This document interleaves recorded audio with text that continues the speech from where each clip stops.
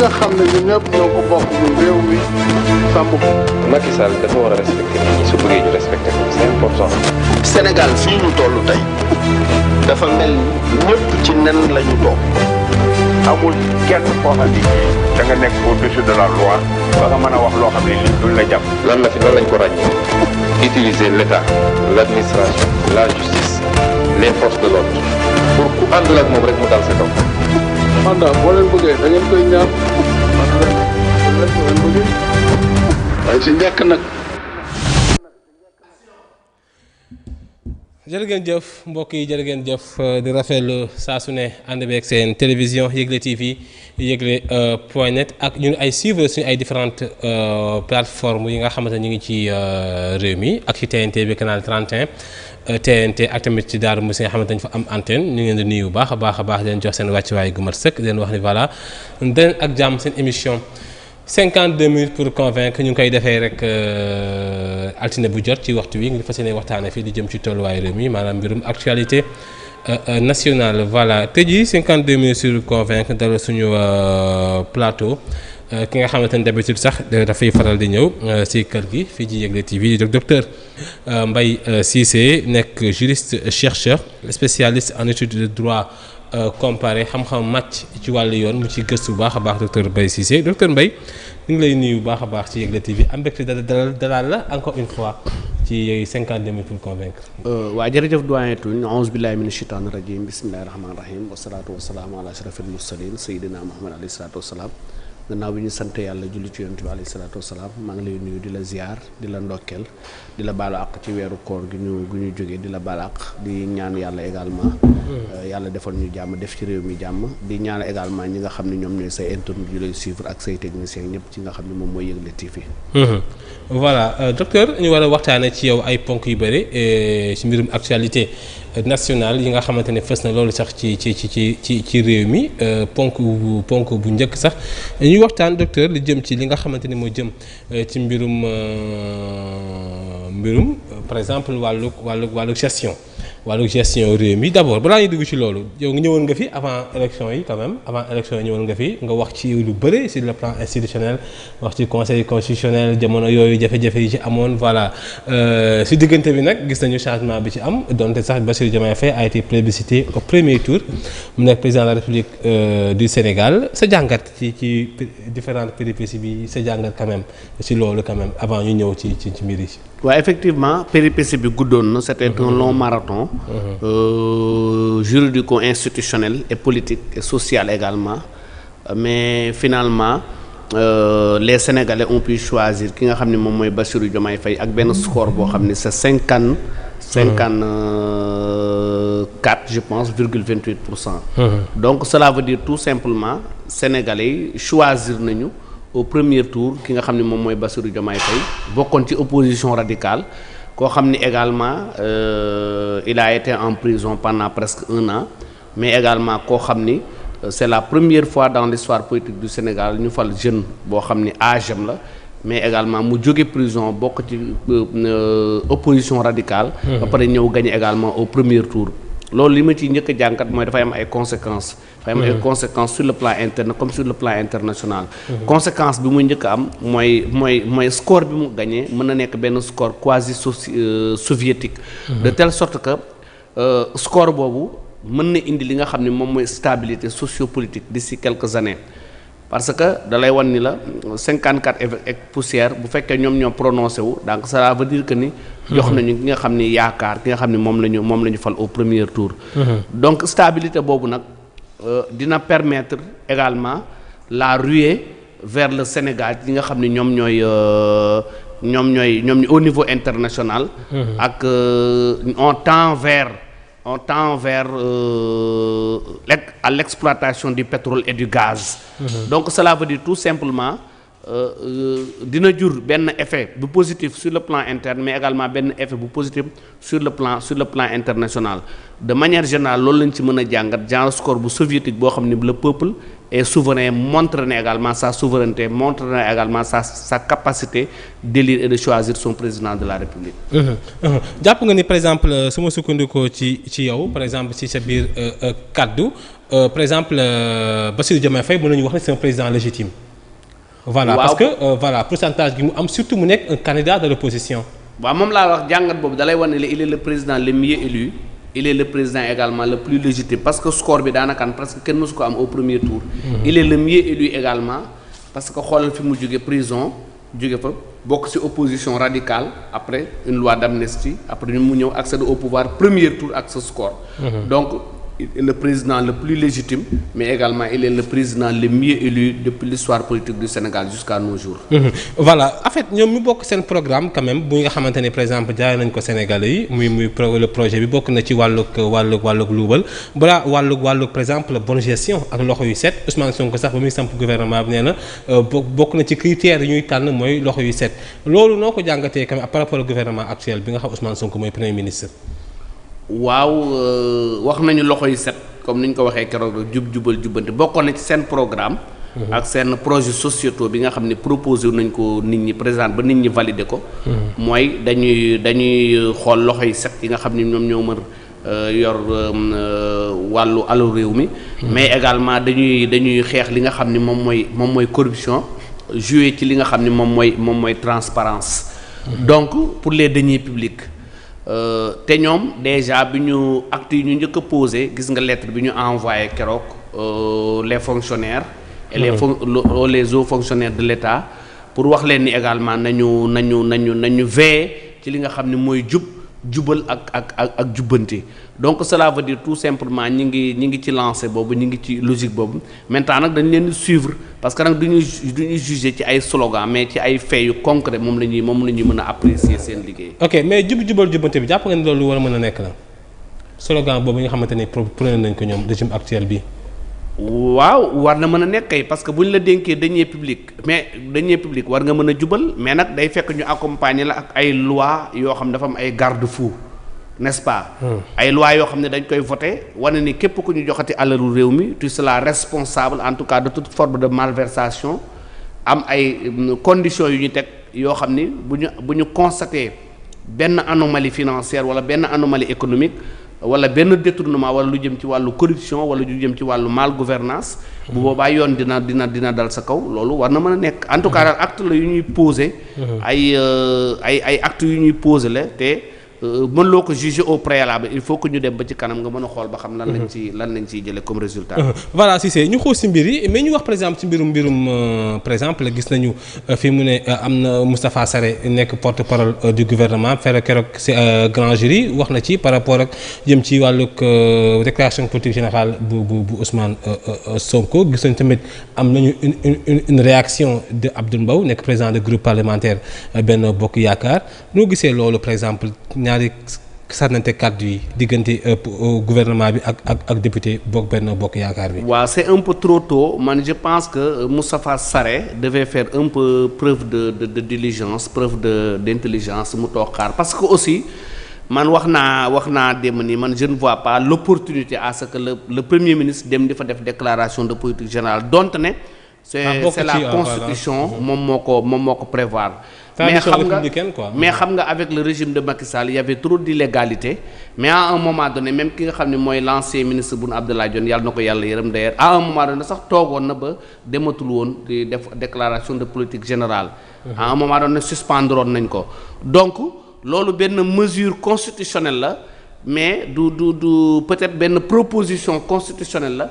mais régime bi ñu jógee changement substantiel de régime bi war nañu mën a def ndànk du question dañuy violer constitution bi. mais dañ koy écarter bañ ko appliquer xam nga bañ a appliquer loi ak violer ko du benn.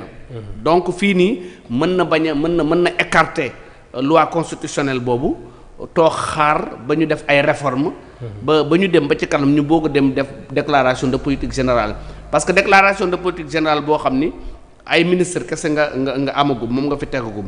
ay changement yi nga xamoon yu substantiel yooyu yëpp amagul n'est-ce pas au niveau de la justice au niveau de l'administration au niveau. parti bi tamit amagul changement au niveau parti bi sax peut-être c'est au niveau politique. mais au niveau par rapport aux politiques publiques amaguñu ay réformes institutionnelles. donc boo bëggee da ngay dem def déclaration de politique générale par rapport à quoi parce que man je n'aime pas le concept de rupture bi ñuy wax rupture damay poser naan rupture par rapport ak quoi xam nga état continuité la. da ngay ñëw fi président Macky Sall yamoon nga tàmbalee fa. bu fekkee am na ay malversation nga corriger ko n'est-ce pas. mais concept rupture ak slogan yooyu noonu en tout cas ba léegi daal actuellement nii ñi ngi xaar parce que même li ñuy xaar man actuellement mooy on a nommé 25 ministres. def ñi ngi xaar également le décret de répartition parce que foofu mu am décret de répartition des tâches. kenn ku si nekk xam lii ngay liggéey ak xam lan mooy sa limite parce que ñoom nomenclature ministères yi ni ñu ko tëggee da ngay gis ni formellement sur le plan formel da ngay gis ni c'est des ministères yoo xam ni ils vont travailler en collégialité ils vont travailler en synergie. n'est-ce pas parce que bu ñu jëlee par exemple ministre de l'agriculture jox ko élevage jox ko également sécurité alimentaire jël ministre du commerce joxaale ko ministre de l'industrie. donc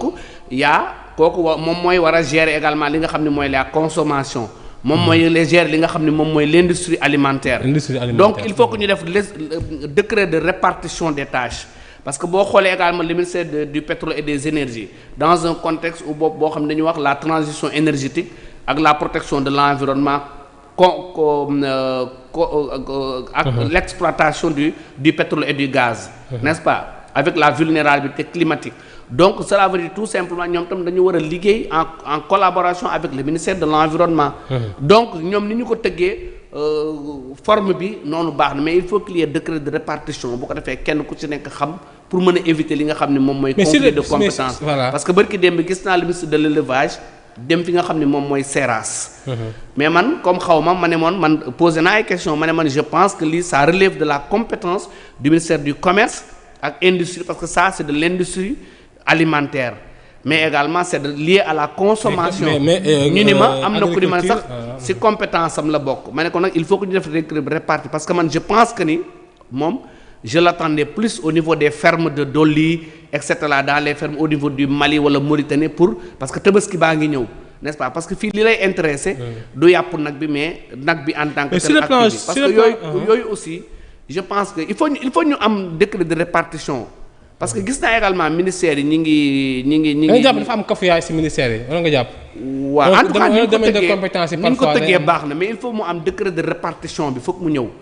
balaa ñuy def quoi que ce soit ñu ngi soog a installé nag mais décret de répartition boobu mooy xam kenn ku ci nekk nga xam lan mooy sa liggéey lan mooy.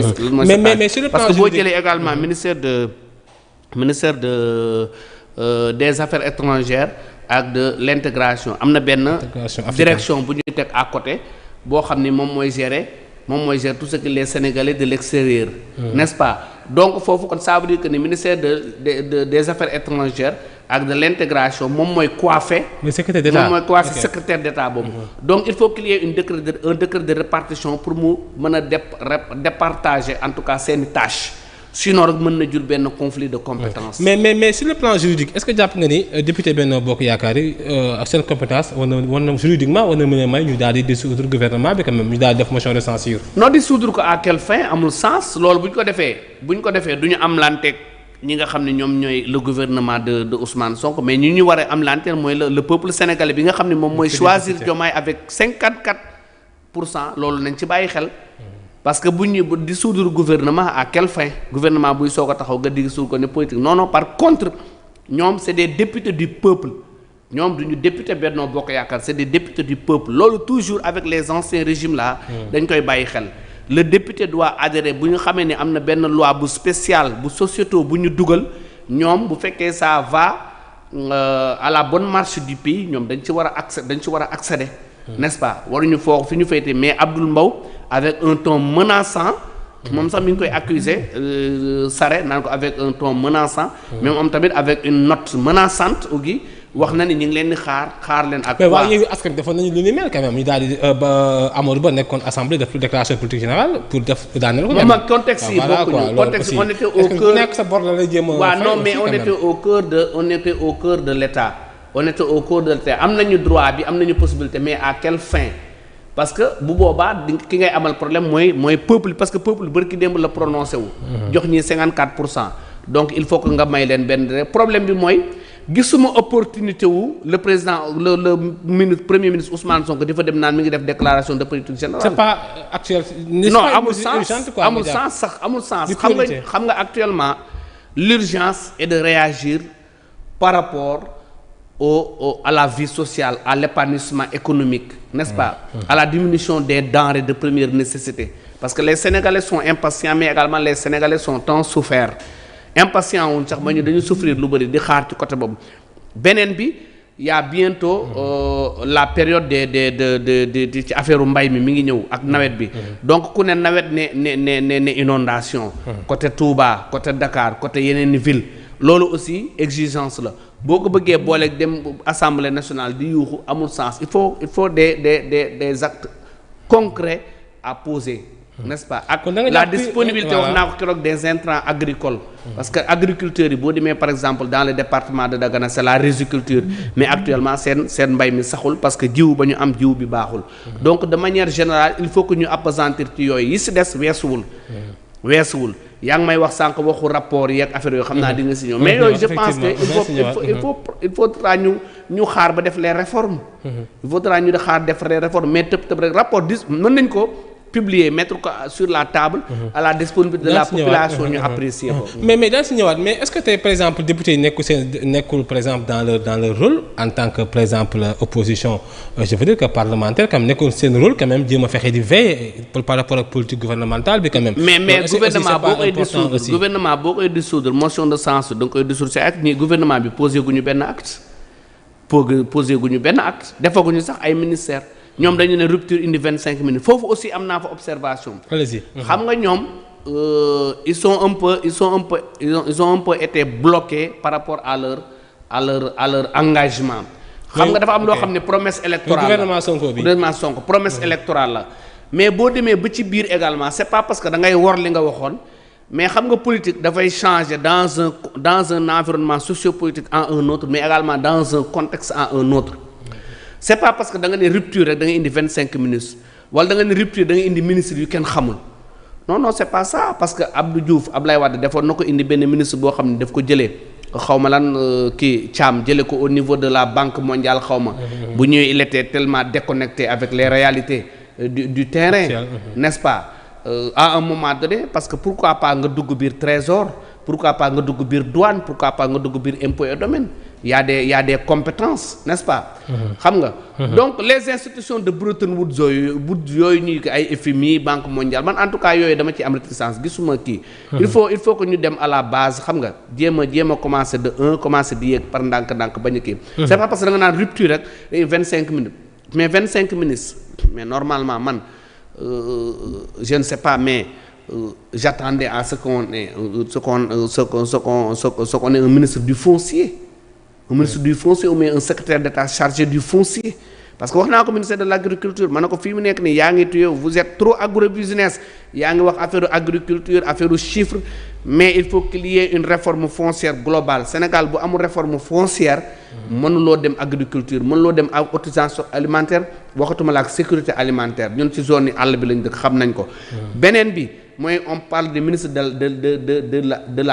l'immigration parce que on tend vers l'exploitation de pétrole et du gaz c'est la ruée vers le Sénégal wax naa la ko actuellement au niveau interne également bëri na ay mouvements yu jóg naan ils vont lutter contre l'immigration nonobstant maanaam li ñu war a def mooy indi benn changement ci la politique migratoire de la CEDEAO arrangé wuñu baaxul parce que li mu ñu indil mooy c'est la ruée vers le Sénégal ñii fii ñëw ne dañuy yalwaan xamoo fu ñu jógee indi fi insécurité di fanaan ci mbedd yi loolu du seen sécurité du suñu sécurité xamoo ban nationalité sécurité interne bi quoi sécurité interne bi ak yi nga xam ni moom mooy criminalité interne yi am ci affaire trafic de d'identité yi nga xam ni am na fii des fois am na déjà am na mouvement yu jóg du commencer ko casse te nit ñi ngi adhéré donc le ministère de l'intégration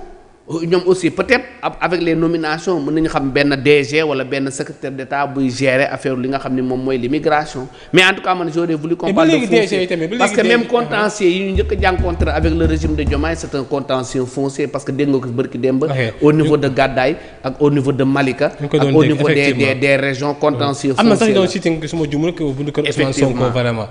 mais ba léegi DG amagul nomination quand même est-ce que rupture boobu tamit ñu ngi koy sentir quand même amu gisaguñu DG remplacement ba léegi DG ils sont toujours DG est-ce que loolu tamit jàppoon ni lu ko war a mën a expliquer exactement quand même. waaw dañuy soog a toog rek il faut que benn délai de grâce am xam nga affaire itam munoo tëb rek am remplacer ndoo ñëpp. au fur et à mesure durant les 5 ans da ngay remplacer ñi nga bëgg remplacer ñi nga fi bëgg a bàyyi nga bàyyi leen fi. ñi nga bëgg substituer leen nga substituer leen corps yi nga bees yi nga bëgg a teg. nga teg leen donc maanaam opposition moo gën a yomb pouvoir n'est-ce pas mais nag il faut que ñu may leen benn délai de grâce boo xam ne dinañu mën a xool nan la ñuy fixer les termes xool ba xam nan la ñuy mën fan ba tànk la ñuy mën a fekk. voilà monsieur Cissé may fàttali tey monsieur Cissé dañu dalal docteur Mbaye Cissé xam-xam màcc ci wàllu yoon mais ñu gis tamit par rapport à publication lu jëm ci monsieur Cissé rapport quand même Cour des comptes yi comme OFNAC quand même créé na fi benn débat quand même parce que nekkoon na promesse électorale quand même président de la République sax annoncé na ko noo jàngatee publication rapport yi par exemple li nga xam war na ko génnee. waaw man je pense que c'est tout à fait normal ñu demander publication rapport yi mettre ko sur la table à l'appréciation de la population ñu xool lan moo nekk ci biir rapport yi doonte ne erreur am na lu tax boobu ba léegi publier wuñ ko mais en ce qui concerne la réappropriation des deniers publics bu fekkee dañu wax ni li nga xam ne moom mooy spoliation yi am na ci yaa ngi dégg donc loolu man je pense que buñ ci naree jëm nii ak exigence yi taxaw dafay am benn cafouillage dafay am benn cacophonie li la ciy mën a génnee rek mooy nañu xaar def ay réformes parce que ñoom waxoon nañu bu ñu ñëwee dañuy def ay réformes les corps de contrôle ils vont le détacher à la présidence yaa ngi dégg bu ñu ko détacher de la présidence jox leen seen indépendance wala ko ñu mettre ko à la disposition de la justice comme ça rapport bu génnati da ngay dem directement justice parce que waxoon naa ko fi ne woon naa leen OFNAC amul problème mu rapport OFNAC li mu am mooy problème mu renforcement de ces textes parce que boo xoolee enquêtes yi ce sont les autorités de police judiciaire ñoom ñoo koy def autorités de police judiciaire yooyu ñoom ñooy def enquêtes yi donc OFNAC war na mën a tëb présidence dem directement devant le juge ok war na mën a tëb présidence parce que ñuy def enquêtes yi dafay kii bu ñu demee devant le juge ku ñu fa yóbbu également y a les droits de la défense mais actuellement nii bu ñu songee rapport yi song ci réduction des comptes dañuy dugg ci règlement de compte te bu ñu ci duggee daf ñuy def parce que ñoom tamit dañu am ay droits dafay dugg ci ay procédures yooyu dafay gudd président Macky Sall bi mu ci duggee ak Karim Wade finalement dafa mujj échoué avec ba pare loi bi mu utiliser mooy la loi sur la CREI loi boo xam ne c'était désuétude c'était obsolète n'est-ce pas donc mu utiliser ko à des fins de pure opportunité politique fii daal li ma fi gis mooy c'est benn stratégie de réappropriation des biens publics spoliés n'est-ce pas bu ñu paree nag def ay réformes def ay garde-fous n'est-ce pas de telle sorte que kenn dootul mën a détourner li nga xam ne moom mooy. est-ce que nekkul par exemple benn demande sociale quand même. mais demande sociale mais du weesu indi ay leeral quand même par rapport ak noonu gérer dëkk bi. mais du weesu ils ont le temps ils ont 5 ans mën nañu dem ba écouler benn année mais actuellement nii bu fekkee li nga war a appesantir mooy la cherté de la vie. la cherté de la vie les inondations l'agriculture ak yooyu parce que boo ko bëggee booleeg réduction des comptes parce que il faut mu am réforme. réduction des comptes ban réforme nga jàpp ne réforme yi maanaam les corps de contrôle IGE IGF yooyu yëpp ak parquet financier ak li nga xam ne moom mooy OFNAC yooyu yëpp ñu détaché leen de la présidence bu ko defee li prérogative bi Macky Sall amoon di ci teg concam président bi bañ a sax yëg ni rapport am na rapport bu génnee dem directement devant le juge ñu woo li le concerne bu ko defee dina mën a am foofu benn séparation des pouvoirs parce que mënoo teg corps de contrôle ba noppi ne ko rapport yi man maa koy njëkk a xool moo taxoon président Macky Sall ne leen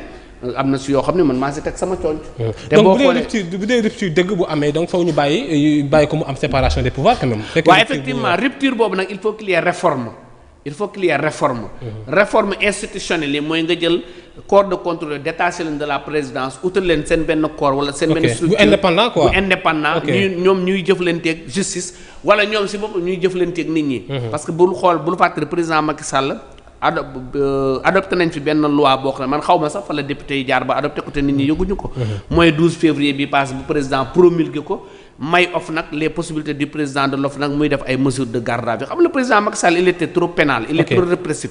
un corps de contrôle garde à vue xam nga en matière de spoliation des biens on n'a pas besoin de garde à vue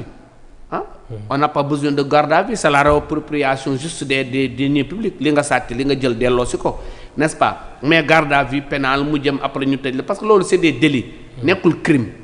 nekkul crime c'est des délits. mooy jël alalu askan bi. waaw c'est des délits du crime criminaliser wuñ ko. ok donc moo tax man. mais war nga ci mën a tëdd aussi tamit quand même teg la ay sanctions. non mais tëdd bi amul sens boo si tëddee ba pare xaalis bi ñu perte ko ba pare ki la tëral ci kaso bi moom moo lay dundal donc xam nga loolu amul sens.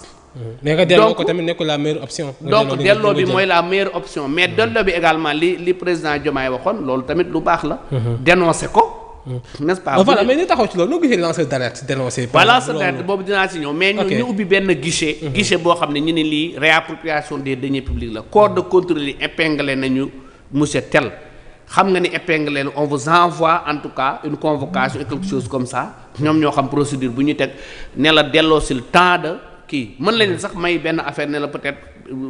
nga delloo si 98% wala parce que mi ngi noonu daal. dañuy arrangement la rek n'est-ce pas. comme genre médiation pénale du dëgg. mais protection lanceur d'alerte mais il faut que ñu xam l'identité de lanceur d'alerte. parce que bu ñu fàtte ni les défenseurs des droits humains comme man mii je suis le président de l'association de protection des droits humains. am na ay ligue sénégalaise am na ay. Amnesty te ñoom RADDHO proposé woon nañu benn loi boo xam mi ngi woon en gestation. adopté wuñ ko au niveau de l'Assemblée nationale pour la protection des défenseurs des droits humains donc lanceurs d'alerte yooyu aussi c'est des protecteurs des droits humains n'est-ce pas c'est des citoyens donc ñoom aussi il faut que ñu xam kan mooy lanceur d'alerte qui est lan mooy statut bu ñu defee loi boobu bu leen di protéger mais également dañuy teg loi bi également day am garde-fou bu leen di sanctionner parce que c'est pas parce que da ngay nekk lanceur d'alerte da ngay dugg ci vie privée wu nit di ko luññutu di ko xas ci internet bi n'est-ce pas loolu aussi c'est pas parce que. et puis sax mën nga publier li nga xamante ne c'est pas vrai dañu wax une loi protégeant les lanceurs d'alerte il faut que ñu définir qui est lanceur d'alerte. ban statut lay am lanceur d'alerte. il faut que mu am reconnaissance juridique comme ñi nga xam ne moom la association yi di ko amee. ak ONG yi di ko amee mais protection lanceur d'alerte rek kenn taxaw fee def chaîne YouTube am saaga la ne sàcc nga temps te amu ci preuve. parce que bu fekkee dañ ko war a encadrer yow mi ko accuser boo indiwul preuve il y a des sanctions. qui seront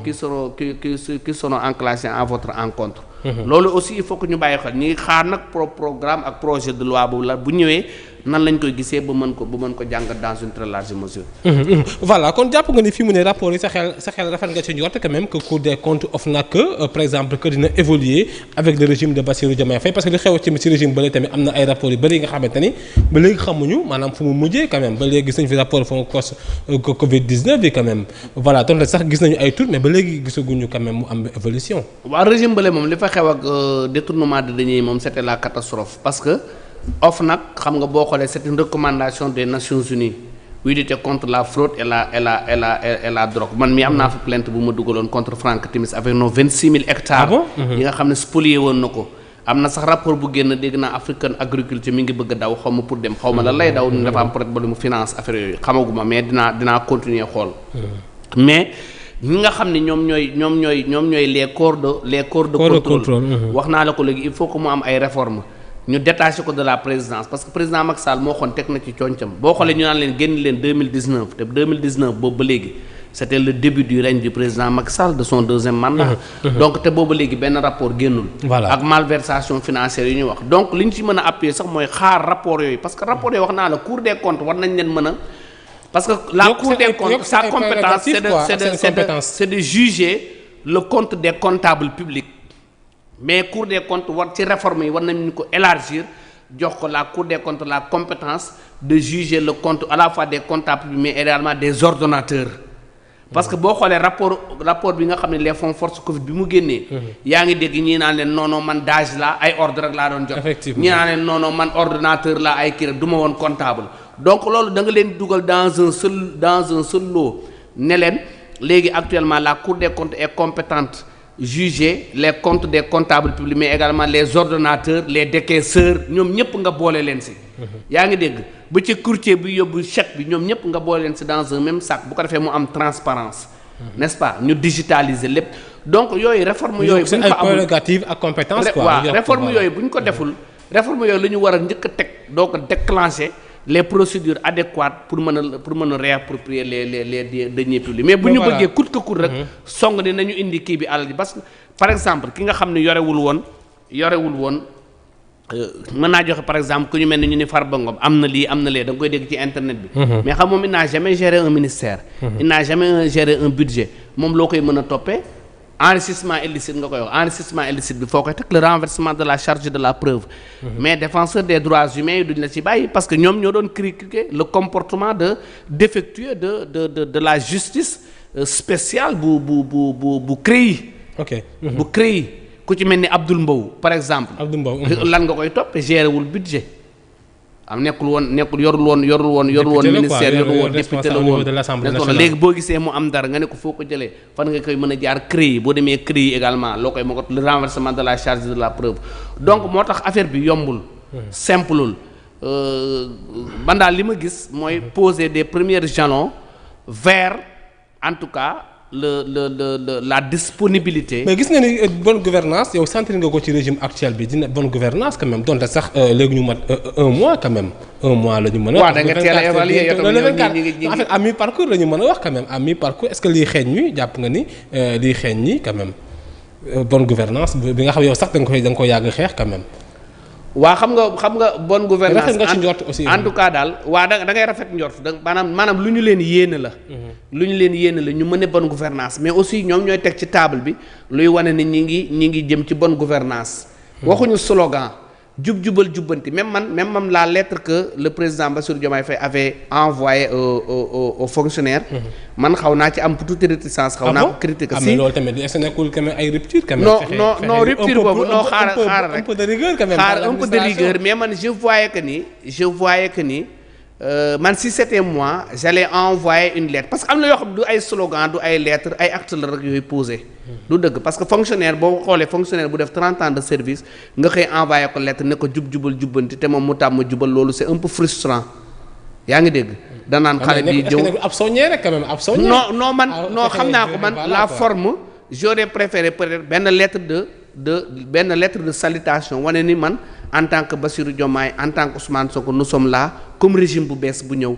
nous sommes là on va incarner la transparence on va incarner la bonne gouvernance yéen en tant que les fonctionnaires de l'État ñi ngi leen di inviter en tant que partenaire de l'État aussi en tant que partenaire de l'État yaa ngi dégg à la sobriété ñi ngi leen di gërëm maanaam jaaru kii de salutation mais xëy rek jubal jubbanti xam nga sénégalaisement dafa am noo koy gisee man mii j'ai pas mal de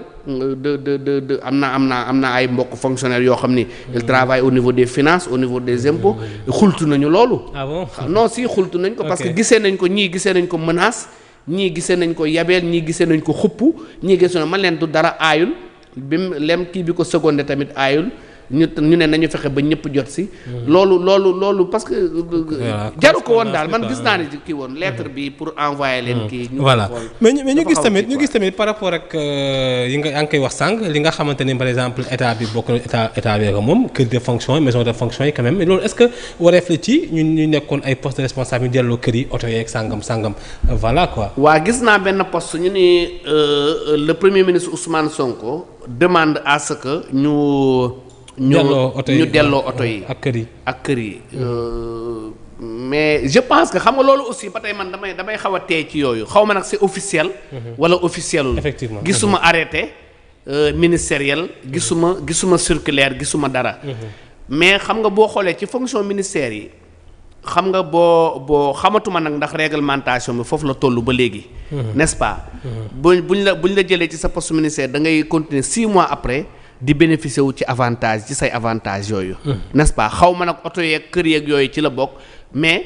bu fekkee réglementation bi am ñoom en tout cas am na garde-fou am na leen mën a protéger am na garde-fou boo xam ne am na délai boo xam ne da ngay continuer di recevoir sa salaire di percevoir sa salaire mais également continuer di toog ci sa maison de fonction ba balaa délai boobu jeex délai boobu nag buñ leen ko retirer noonu nañ leen ko may bàyyi leen ba délai boobu jot ñu delloo ci mbir moom parce que dama xamul ndax c'est officiel gis naa ko nii rek ci internet bi waaw gis naa ko nii ci internet bi mais il faut que ñu may leen délai raisonnable boobu nga xam ni kii bi teg na ko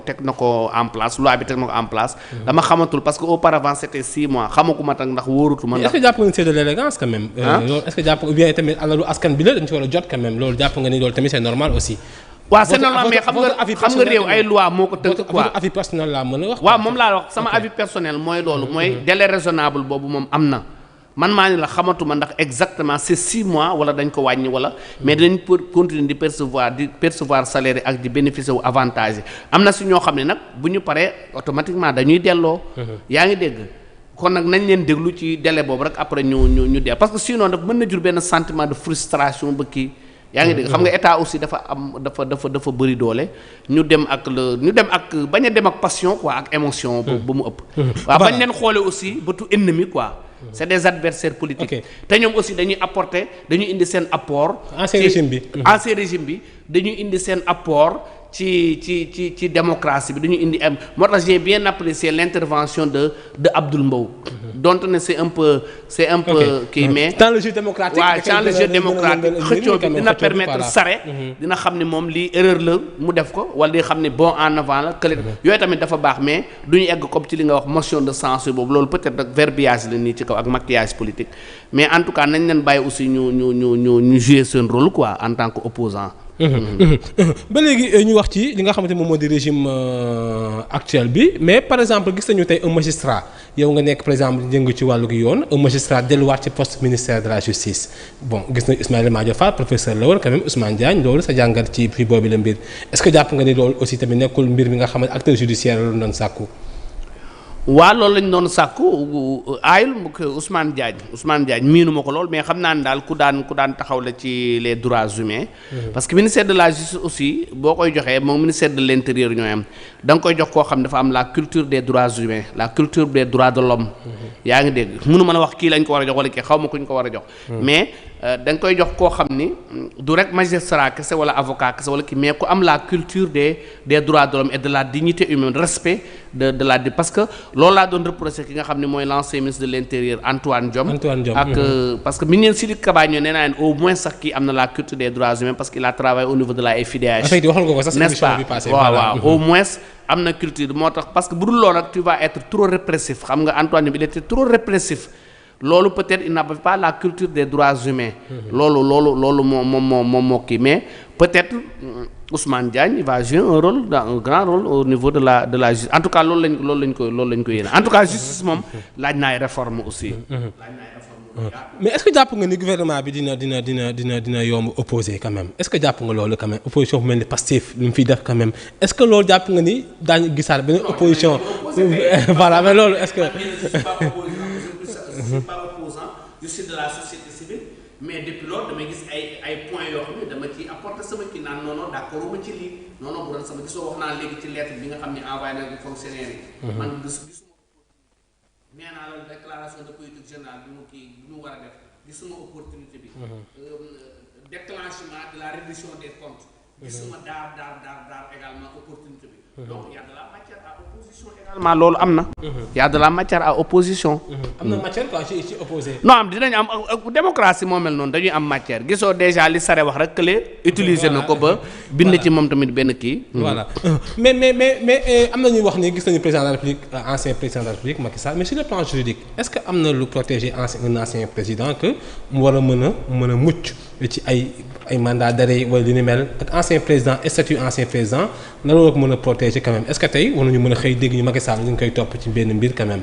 ou bien juridiquement am na lu ko protéger en tant que un ancien chef d'État. non si am na lu ko protéger statut ancien président dafay am da ngay am ay prérogatives da ngay am comme li ñu doon wax da ngay am ay droit au logement ak xaalis bi ñu lay jox par mois. kenn waru ko mën a topp ci dara. non si non maanaam avantage yi da nga koy am. mais ancien président mën nañ ko topp ci haute trahison. dañ koy topp pour haute trahison reste à voir nag haute trahison mooy lan même mën nañ ko topp également ci les crimes de sang yi li ñu waxoon li ñu doon wax ci affaire ak leur dossier bi nga xam ne moom moo nekk devant la cour pénale internationale. mais Hissène Habré il a été jugé au Sénégal. par la chambre par le tribunal africain. c'est ça tribunal pénal africain les chambres africaines extraordinaires. Uhuru Kenyatta bi nga xam ne moom moo nekkoon président en exercice la ñu ko au niveau de la CPI Omar El Béchir président en exercice la ñu ko lancé mandat d'arrêt. Donc en ce qui concerne les crimes de sang tu ne peux pas y échapper même les crimes économiques mën nañu defal haute trahison reste à voir nag haute trahison mooy lan xam nga loi bi dafa bëri fourre-tout dafa bëri fourre-tout n'est-ce pas mais Macky Sall moom fexe na ba dugal na fi benn loi d'amnistie pour effacer les kii man j'étais pas d'accord et j'ai fustigé également le comportement des députés de Pastef et des députés. Comment nga fustigé comportement député? Non parce que les députés n'étaient pas du tout logiques parce que bunoo ñëw ñu voté loi d'amnistie effacer les crimes de sang yoo xam ne da nga ni ci say nit la ñu doon rey ñoom la ñu doon jaañ ñoom la ñu doon torturer pour crime contre l'humanité ba noppi ñu ñëw voté loi nga ni voté wuloo ko ñu génnale biir assemblée forcer loi bi une loi machiavélique voté ko au niveau de l'Assemblée nationale ba noppi nga toog attaqué woo loi bi parce que seuls les députés avaient la possibilité de l'attaquer par voie d'action devant le Conseil constitutionnel. Avant la promulgation les 15 jours avant lu tax attaqué wuñ ko te pourtant bi ñu adopté la loi bi président Macky Sall taxawee ne dafay repousser élection yi abroger le décret bi invité corps électoral bi daal di proposer benn loi bi nga xam ne moom moo dem au niveau de l'Assemblée nationale pour ñu indi ay modifications dérogation ci l'article 31 pour def élection yi le 15 décembre automatiquement sa ëllëg sa dañ ko attaqué conseil constitutionnel jël loi bi xotti ko jël décret bi xotti ko ne le décret n'est pas conforme à la loi la loi n'est pas conforme à la constitution pourquoi nag la loi d'amnistie attaqué wuñ ko mais également la loi d'amnistie ñu bëri dañ koy fàtte la loi d'amnistie ne concerne pas la situation de François Mancabou la situation des 2 disparus. Pourquoi waaw parce que la loi d'amnistie boo xoolee exposé des motifs bi lu mu wax ñi mu concerné mooy les crimes yi nga xam ne dafa amoon depuis di jóge ci manifestation yi depuis 2021 ba 2024 te ñoom seen situation ils ont disparu dans une situation tout à fait normale. Dans un contexte tout à fait normal. Leur situation n'était pas liée à des manifestations. Donc ñoom leur famille des victimes en collaboration avec les organisations internationales à tout moment mën nañu déclencher ay procédures. Concerné wu ñu affaire non concerné wu ko. C'était dans une situation tout à fait normale. kon li ni mel député Yewwi nga teg baaraamu tuuma. Non député Yewwi oui effectivement mooy député yi taxaw ne du ñu voter loi bi ba noppi attaqué wuñ ko ñoom ñoo ko waroon attaqué. Parce que loolu il faut nga nekk juriste pour xam ne ñoom ñoo ko war a attaquer par voie d'action ñoom ñoo ko war a attaquer avant la promulgation te président may na leen délai avant la promulgation toog na dégguñu woon fenn ñu ne lu tax attaqué wuñ ko comme ni ñu attaqué woon la loi prorogeant en tout cas le mandat du président de la République parce que bénéficier wu nga ci rek après da ngay bàyyi noonu non c'est pas le cas te loi boobu bu demoon devant le conseil constitutionnel j'en suis sûr et certain que ni le conseil constitutionnel va déchirer la loi d'amnistie parce que c'était pas conforme à la constitution parce que ci constitution bi moom moo encadré le droit à la vie n'est-ce pas le droit à l'intégrité territoriale la vie est sacrée la vie humaine est sacrée donc bu fekkee da nga indi loi buy effacer les scènes de crime donc le conseil constitutionnel ne va pas cautionner en tout cas le vote de cette loi. ba nga fi mujjee ci émission bi quand même docteur Mbaye Cissé da nga xawoon un peu di dingat conseil constitutionnel quand même si doxalin ba mais gis nañu sa njambaxtaan ba conseil constitutionnel tranché na organiser na élection yi quand même ba président Bassirou Diomaye Faye ba muy prêter serment ci kanamam la. Est-ce que donc yow amoo benn je veux dire que benn mbetteel quand même ci doxalinu conseil au finish quand même. non aw ma mbetteel parce que man li ma doon wax ay feewu conseil constitutionnel moom laa doon dénoncer ay actes yu mu doon poser parce que bi ñu doon def ping pong entre moom ak man wax naa leen ci plateau yu bari ne leen conseil constitutionnel mën na jël date ñu bari weddi ma ne ma non du jël date ki mën a jël date mooy le président de la man leen non le président de la République. mën na jël date par décret mais fii ñu toll nii le conseil mën na jël date ñu ne ma noonu en cas de décès de candidat rek bu ñu organiser waatee élection yi ci le conseil constitutionnel di mën date man leen non c'est archi faux parce que décès candidat lan la. c'est une rupture unilatérale en tout cas de la situation électorale bi indi beneen situation. n'est-ce pas. donc ma ne ko même le décret c'est la même chose avec le décret présidentiel bi nga xam ne Macky Sall def na ko dafa rompre unilatéralement le processus électoral. donc sur loolu bu conseil constitutionnel amee benn jàngat bu xóot sur le fondement de son pouvoir normatif conseil constitutionnel mën na jël date keroog maa ngi seetaan benn TFM sax y avait des juristes yu toogoon naan leen non conseil constitutionnel mënu jël date man leen si mën na jël date finalement conseil constitutionnel moom mu ñu jàpp date. président jàppaat date mu ñëwaat jëlaat acte fekk si waat ko ci date bi donc le conseil constitutionnel. avait sifflé, il a joué un rôle déterminant, décisif parce que sifflé na la fin de la récréation. En fin de compte moom jël na responsabilité bañ a dugg ci. est-ce que marqué wuñu histoire quand même conseil constitutionnel. Si il a posé un bon, il a posé un acte. Il a posé un bon en avant. Si def na tampon, def na benn tampon bu crucial sur le plan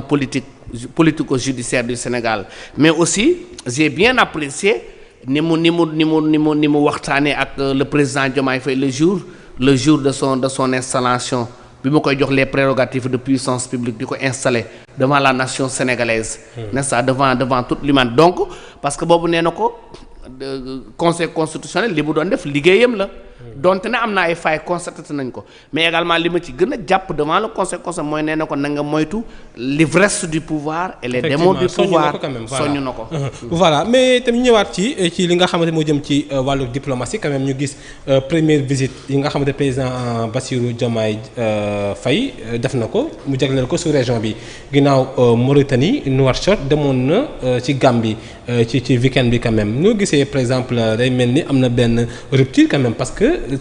accordé nañu importance par rapport ak sous-région mu jagleel ko jëm ci dëkk voisins yi quand même loolu noo ko jàngatee. waaw bi ma njëkk a apprécier sax mooy voyage bi mu def au niveau de Touba ak au niveau de Tivaouane. effectivement xam nga mu nekk voyage bu solennel bu am solo.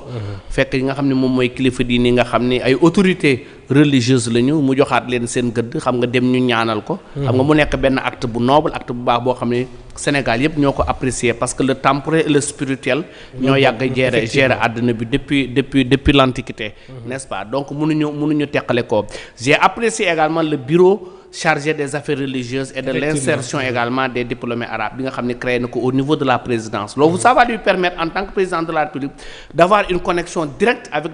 les autorités religieuses c'est loolu également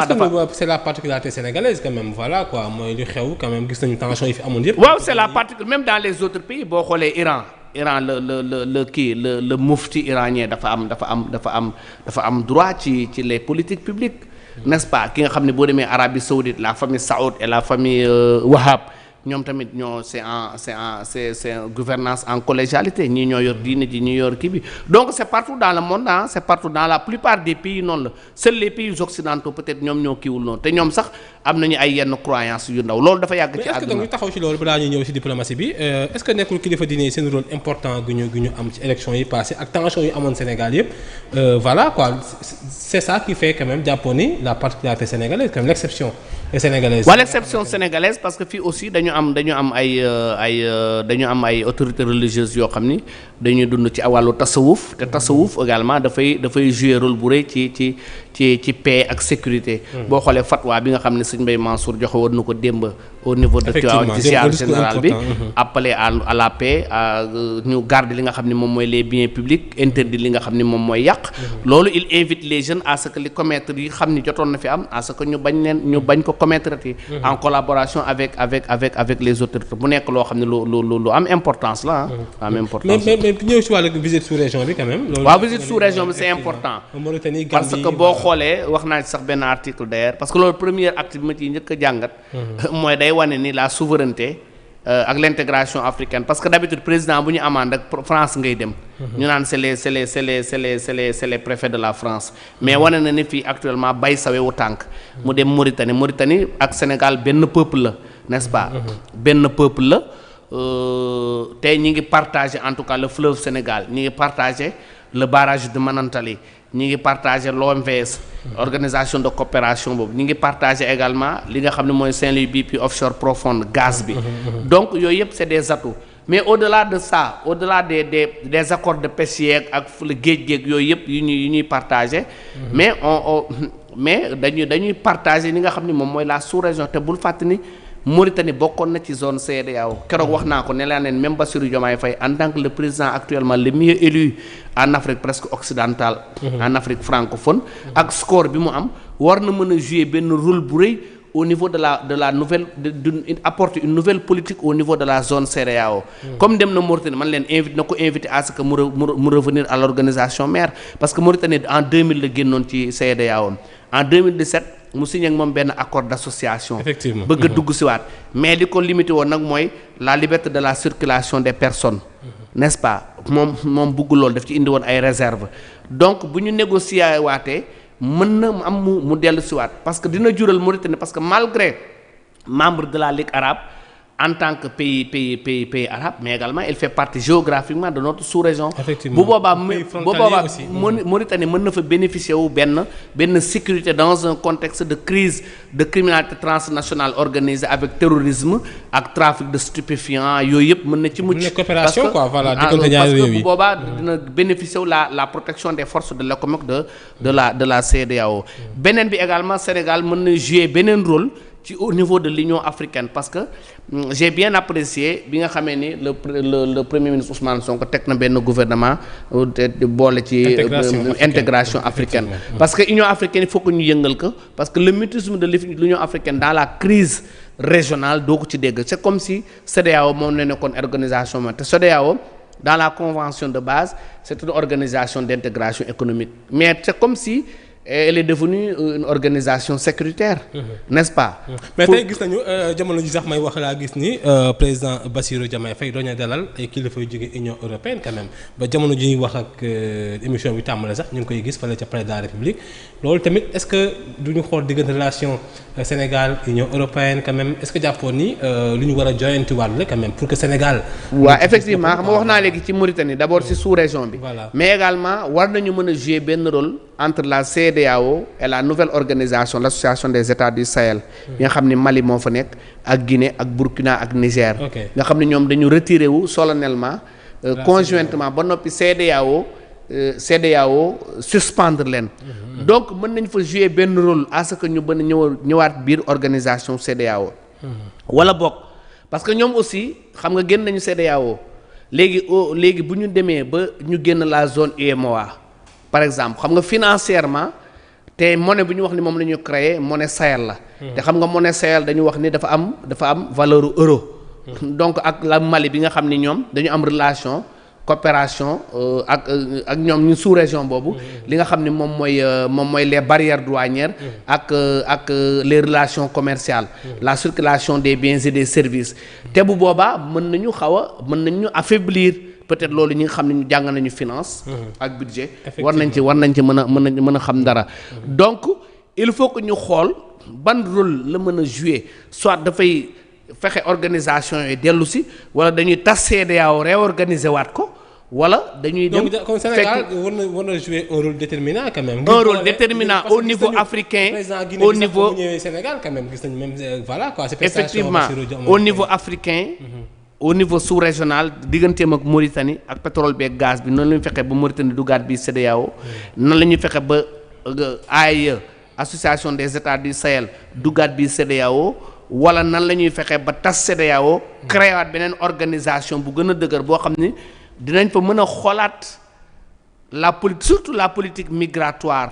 parce que Sénégal problème moom mooy dafay ratifier ay conventions sans réserve moo tax j'ai bien apprécié le rôle de la Mauritanie ne moom du accepter la circulation des personnes.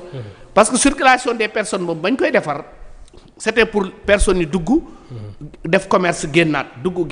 wala boo duggee nga am looy jëriñ réew ma. parce que yaa ngi dégg fan yi ñu naan ay titre de séjour. loolu dafa war a am dañu war a def ay réserve parce que li nga xam ne moom mooy sa état civil moom mooy sa sécurité da nga ko war a contrôler. dëkk ki fay dugg da nga ko war a xam. ki fay génn da nga ko war a xam. voilà bu dee rapidement parce que temps bi ngi écoulé bu dee pour Union européenne bi tey gis nañu président Bassirou Diomaye Faye jamono ji ñuy wax ak yéen sama ngi doon dalal kilifa yu jógee fële si Union européenne jàpp nga ni voilà quoi ngir fexe relation bi gën a mën a Sénégal mën ci gis boppam aussi wuute loolu ak li fi daan xew aussi. waa Union européenne c'est important parce que Europe suñuy partenaire lañu. bu dee France. suñu ancien colonisateur la te Union européenne ñi ko ŋànk du France rek benn zone régionale la. boo xam ne daanaka moom moo inspiré sax li nga xam ne moom mooy la zone CEDEAO di inspiré ko ci lu bëri. boo xoolee Union européenne ñoom am nañ ci ay vastes programmes potentiels yu bëri dañuy financer les ONG dañuy financer les organisations internationales. yaa ngi dégg ci ay programmes yu bëri n'est-ce pas ci ay programmes automatisation féminine ci ay programmes kii nu mu tuddati l'accès à la terre ci ay programmes. approvisionnement en eau potable donc la collaboration moom dafa war a am. collaboration dafa war a am mais bu ñu demee ba ci collaboration comme ci ay contrat yooyu mu nekk aussi gagnant-gagnant mu bañ a nekk exploitation. voilà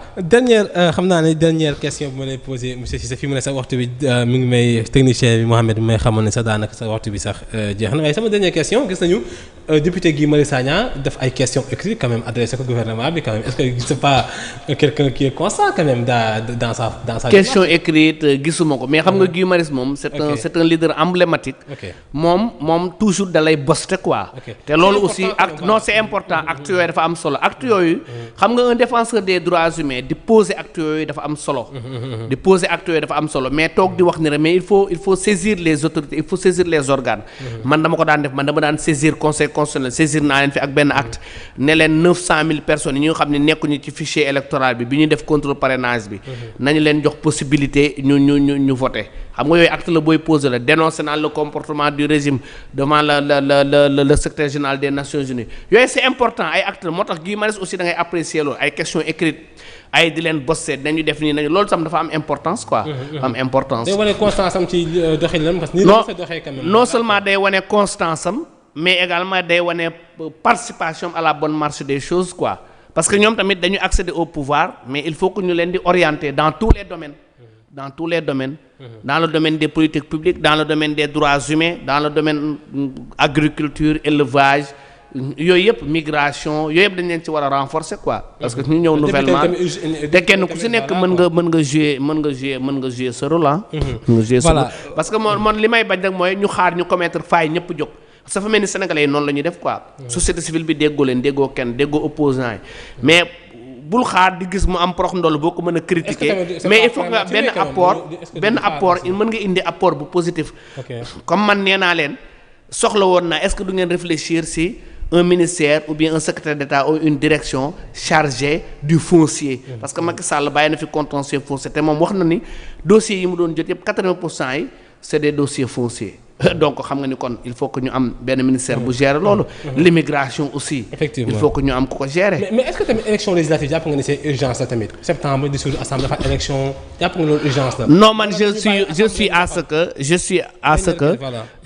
ce que le lendemain des 2 ans comme loi bi ni mu ko waxee le lendemain des 2 ans de l'Assemblée nationale Bassirou Diomaye Faye le président Bassirou Diomaye Faye mu dissoudre Assemblée nationale ñu dem élection.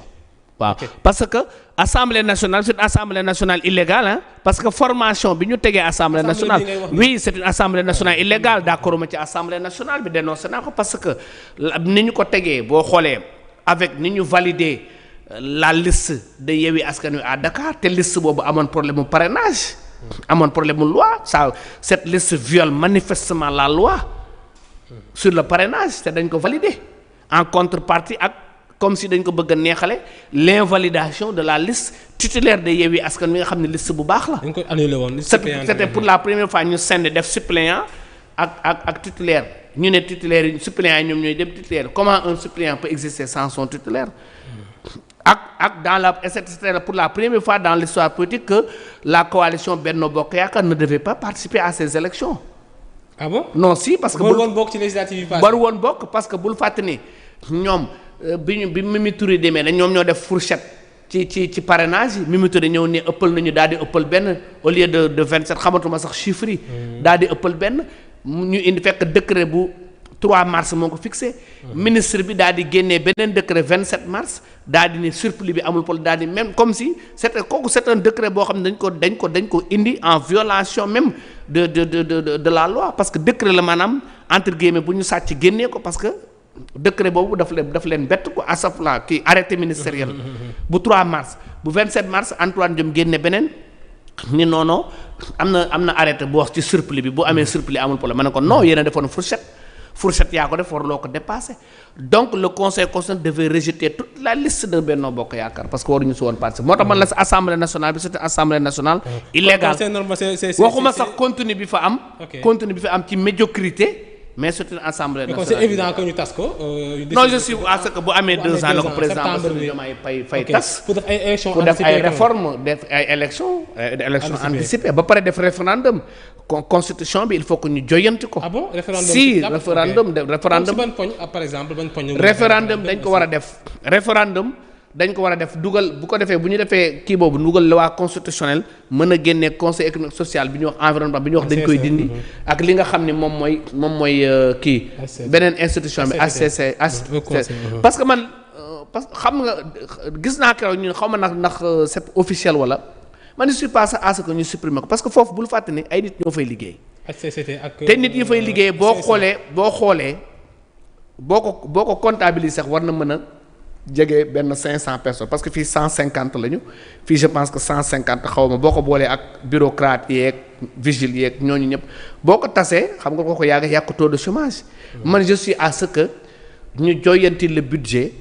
xoolaat wàññi avantage yi fa am di leen jox ay indemnité trimestrielle wala indemnité semestrielle. moo tax ne wàññi koppar yi mais aussi parce que boo leen koy jeter leen au chômage yaa ngi indil sa bopp moo tax bu ñu dem nekkul promesse électorale tamit quand même. mais promesse électorale les promesses électorales aussi boo ñëwee ba ci biir enjeu yi fay am xam nga c'est pas parce que promesse électorale la da nga ko war a appliquer à 100% moom laa loolu boo ko defee da ngay indi problème moom laa la wax ni leen. promesse électorale nga indi 25 ministres man je suis pas d'accord pour man bu doon man du ma def 25 ministres. bu doon man man en tant que bu doon man maa nekk Diomaye dinaa am benn ministre conseil boo xam ne yàgg na ci état ci biir coalition bi ma teg ko. yaa ngi dégg. am na ñu naan sax ministère de l'intérieur da nga koy jox sa homme de confiance am na ñu naan yenn ministère da nga koy jox sa homme de confiance dëgg la ministère du pétrole waroon na am benn koo xam ni gère ku ci mel ni Makhtar Cissé mënoon nañu ko fi reconduire yooyu yëpp mën na nekk. mais Birame Souleye Diop homme de confiance la quand même. non homme de confiance pas homme de confiance par rapport ak expertise exploitation pétrole yi. parce que ñoom dañu ni dañoo renégocier port am na su ko loo xam ne c'est le coût est déjà parti. parce que bu si mel ni les 23 puits du pétrole de Sangomar. daaw la première baril waroon génn ñu ne léegi juin 2024 lay génn diggante bi avec les dépenses yi nga xam ne def nañ ko si léegi nan ngay renégocier pour contrat donc ça va te créer un contentieux au niveau international. n'est-ce pas xam nga loolu yombul bu fekkee da nga bëgg ñëwaat au moment du match nga bëgg a changer opération yi dafay indi kii moo tax bu rus ne lii promesse électorale mais réalité bi lii la. loolu bul ko rus. 25 ministres ay ministres conseil war nañu ko mën a am c'est pas par wala nga ay ministres yu ñu xamul non c'est pas parce que da ngay indi ñu xamul rek rupture la wala da ngay indi ay ministres. 25 rupture la mais ci biir mu amaat remaniement quand même changer waat yëf yi quand même. remaniement waaw mën na en tout cas nañu indi décret de répartition. pour répartir li nga xam ne moom mooy li nga xam ne moom mooy les tâches bu ko defee nit ñi xam fi nga xam ne fa la ñuy kenn ku ne xam. bu ko defee amuloo ci wax. non ñooñu amul benn problème. Bassirou Sonko amul benn problème. kenn ku nekk da ngay jouer sa rôle ñoom ñaar kii président de la République. mais pouvoir premier ministre quand même est-ce que jàppoon ni pouvoir premier ministre bi loolu jàppoon ni c'est normal quand même wala war na mën a am lu mu yàqal président. bien da nga jàpp loolu tamit loolu c'est wareef la. non Max ne premier ministre dafay am Sénégal dañu yàgg am premier ministre. voté woon nañ fi sax benn loi pour vice président loolu yëpp mën na nekk loolu yëpp du yàq bu fekkee luy renforcer la rek. aayul wax nañ fi sax keroog ne dañuy renforcer les pouvoirs du premier ministre. effectivement loolu nag dégguma ndax c'est officiel parce que ma liiree communiqué ministériel bi communiqué du conseil des ministres gisuma ko si mais loolu tamit am naa ci ay observation mais damay xaar mu officiel quoi. voilà docteur am mbégte vraiment dalal la sax tellement que tey moom 52 minutes sax dañoo xaabaabal. dëgg la dañoo xaabaabal dafa xaw a métti. xam naa ni. Yegle TV moom dafa xaw a métti fii dafa ngelaw trop. maa ngi lay nuyu di la ziar di kontaan di nuyu également sa directeur général. effectivement di ko sant di ko gërëm. di nuyu également sa technicien bi ak sa internaute yi nga xam ne ñoom lay suivre. di ñaan également régime bi toog yàlla defal leen jàmm yàlla may leen également ñu am ay bons en avant yu ñu posé. ba réew mi jëm ci naat. ñu ñoo lay jaajëfal franchement wax dëgg yàlla tamit heure bu la soxlaa aussi nga bàyyi sa yite yëpp ñëw ànd ak ñun waxtaan bi chaque fois lu ma koy waxee rek yow moom Yegle TV sa kër la chaque fois bu ñu la soxlaa ak lu mu xat-xat tamit nga ñëw seq ñun waxtaan gu am solo di la jaajëfal docteur vraiment ci xam-xam bi aussi ak qualité débat bi ak pertinence bi vraiment di la si jaajëfal bu baax a baax jaajëfal Mouhamed ci régie bi moo ne fépp ci régie bi ak son bi réalisation émission bi mën a yemb Thierno Lo kilifa kër gi président Thierno Lo ñu ngi koy nuyu baax di ko jox waa Thiam gu ma sëkk di nuyu baax waa Saint-Louis du Sénégal ñoom ñu ngi bàyyi xel émission bi ñu ngi suivre rawatina famille Thioune ñu ngi jaajëfal dañu jox dig daje incha allah rabbi mbokk yi seen beneen numéro 50 minutes pour convaincre mercredi prochain lay doon 21h si kàttan suñu borom jërë ngeen jëf di fan ak jàmm ak sam ànd ak seen programme télévision merci beaucoup. li nga xam ne ñun ñëpp ñoo ko bokk ñu réew mi sàmm ko. Macky Sall dafa war a respecter nit ñi su bëggee ñu respecter ko c'est important.